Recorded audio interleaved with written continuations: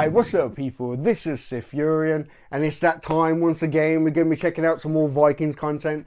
This is, I think, the start of like a little series that the History Channel had on their YouTube page called The Secrets of the Vikings. This episode is called The Great Halls. I don't really know what to expect. My friend said that they're pretty cool. So we're just going to jump straight in. It's really hot at the moment, like I said in the other video. I've got drinks. It is so hot with these lights, man. It's killing me. But we're going to just jump straight into this episode. This little video, The Great Halls. I'm debating if I should edit the video or if I should just play the whole thing. I think I'm just going to say fuck it and play the whole thing. Fuck it. It's only 7 minutes long. But yeah, let's do this, man.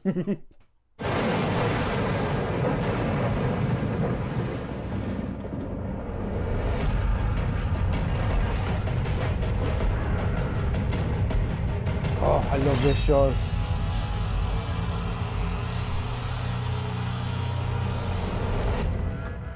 The Great Hall was central to Viking society. I remember when this great hall was always full of laughter. In some ways, it's a metaphorical place, and it's a symbolic place. It's a metaphor for a lot of the politics that goes on, the conspiracy, the murders, and these raids. And it's symbolic because, you know, it symbolizes a lot of Viking values. It is our custom to celebrate such an alliance as the gods celebrated theirs. With feasting and with pledges. Skål. The bonds of loyalty, of obligation, of hospitality are the cement that holds Viking society together. And the Great Hall is the arena where all those things were played out and displayed and spoken of and demonstrated. Wow.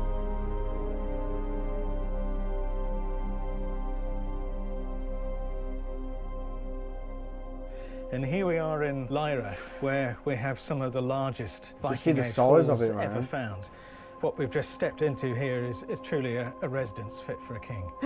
Definitely. So we're looking at, what, 5 meters of timber above us here, with roof supporting posts. Big cool post, In the middle, so these posts, they're almost trees, aren't they? Yeah. I mean, they're huge things like this. Wow. There would probably have been kind of a partition wall here or something, so you don't walk directly into the hall, which is, I think, very important in these houses also, that they show that access is controlled. The king had his own seat in the hall. The high seat. The high seat, yeah. You would probably have benches along the walls. I'd probably just walk through the fire and die in the middle of it. That's not very wise, but... so that you have a big rectangular fireplace in the middle of the structure. And this isn't just like a small wood fire, is it? These are big things. We're talking about something sort of, you know, this wide and really long, so a big blaze of light in the middle. The different roles of the Lord have so many different facets to them. He is a secular leader, a war leader, a political leader, and he's also a religious figure. May the gods protect him always. Thank you, my lord. So the hall is the absolute centre of Viking life. Yeah, it would be like Surrounded by lots the of heart other of buildings. any Not like everybody village, lives in you know what I something mean? like this by any means, but it's the central place. Yeah. So here we are in a very wet Toftagore. Can you tell me what we're seeing here? Yeah, I mean, it might not look of much, but we're right in the middle of a huge Viking Age settlement. It's going all the way up to the green barn over there. There's a small dip, that's where the settlement stops. Then it goes all the way into the next field as well. Wow. This is not a culture that 3,000. left behind enormous monuments like the Colosseum or the Taj Mahal. This is a culture that built in wood, leather, things like that. And these are all things that rot away. So our knowledge of the Vikings comes from excavations of their settlements and their graves.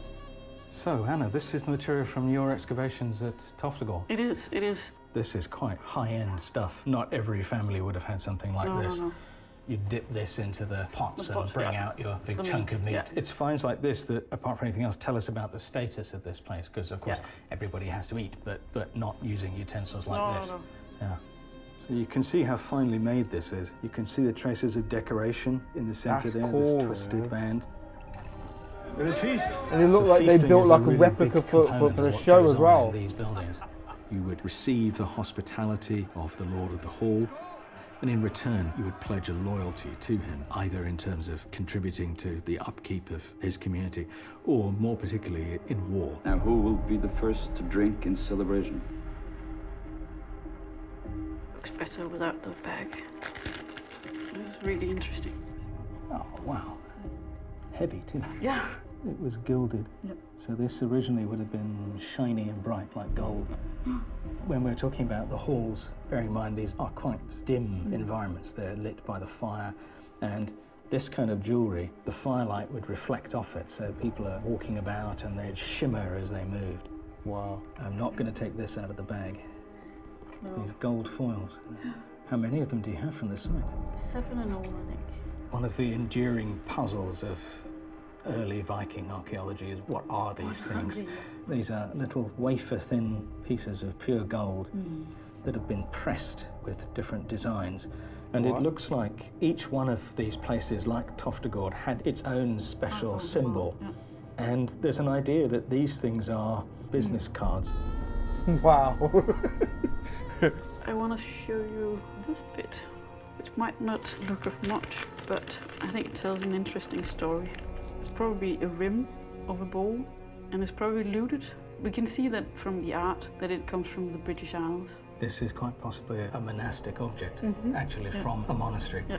And given the date of Toftagord, which is the late 8th century, this is exactly the time of the raids on the British monasteries. Wow. So they're proper Vikings. Yeah. Toftagord.